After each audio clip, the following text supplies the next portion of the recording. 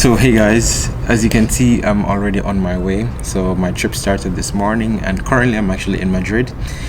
The funny thing is that I should actually be on my flight to Mexico, but that got cancelled.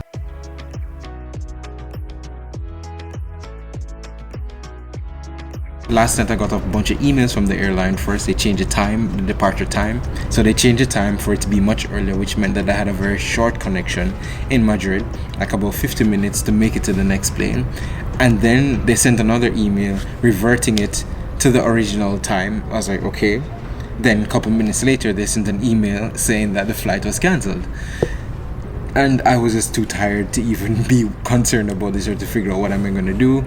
My plan was just go to sleep, wake up, go to the airport, and then they'll figure it out somehow. Got to the airport, stood in the line to check in and stuff, and the lady's gonna like, oh, you need to go over to that side where you see another line of people that were actually affected by the same cancellation, and they would actually do the rebooking and stuff. Went over there, stood there for like 10-15 minutes, and then the guy that was there saying, okay, you all need to go back to the check-in counter for them to actually fix things and whatever. So went back there, and pretty much all they did was that they checked us into the flight to Madrid, and they said, okay, when we get here, then we need to go to Aeromexico to figure out what's gonna happen.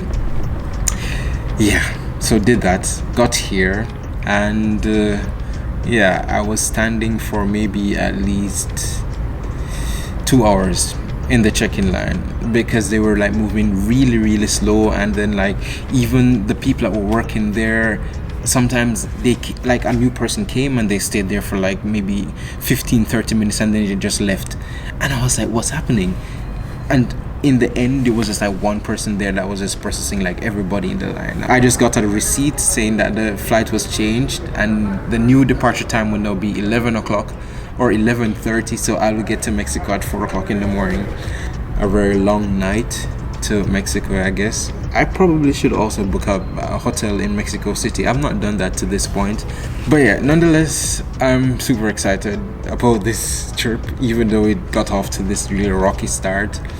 I'm still thrilled, I'm still excited, and I'm not necessarily bothered by all these things that are happening. I mean, it's an adventure, and I said to a friend of mine, it's gonna be a challenge, a trip like this in Corona times with all the uncertainties surrounding so many different things. So this is just a preview, I guess, of what is to come, or maybe, hopefully, it doesn't get much worse than this, but yeah, we'll see. My original plan was that I would make a world trip, like take one entire trip around the world and stop in as many countries as I possibly could.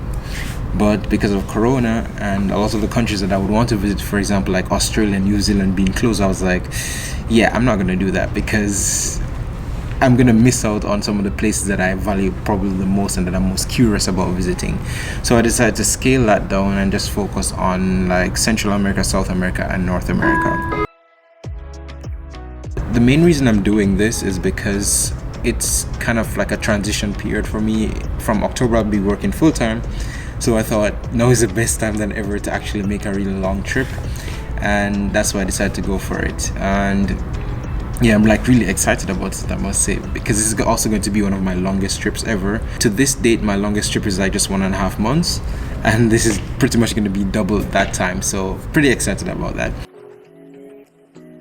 I guess people would say, okay, why not just wait until next year to do a trip like this? It would kind of make sense in some ways to do that, but at the same time, I don't think I'll ever have this opportunity again within the next couple months or a couple years to just go traveling for 3 months.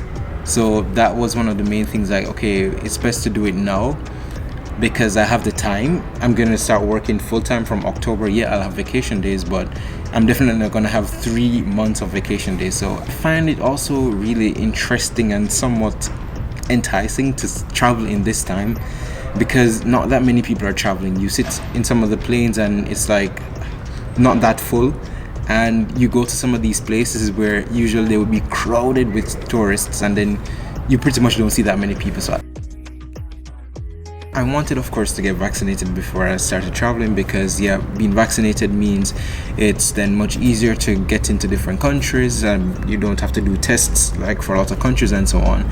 So it was a priority for me to get vaccinated, and thankfully that worked out after Yeah, that was also a crazy experience just trying to get vaccinated. Anyways, that worked out and I got my second dose yesterday. And normal people would actually wait before they jump on a plane to somewhere else, but being the crazy person I am, here I am the next day after being vaccinated, waiting to fly to another country. Thankfully, I'm not having any major symptoms or what they call it, side effects. I'm really hoping that will remain that way because I'm going to be on a plane for 11 hours. So that's not the time that you want things to actually go wrong. I'm really intrigued to see what the next couple of months are going to be like. I'm definitely going to be recording a lot of it because this is definitely something big for me. My biggest trip ever, I could say.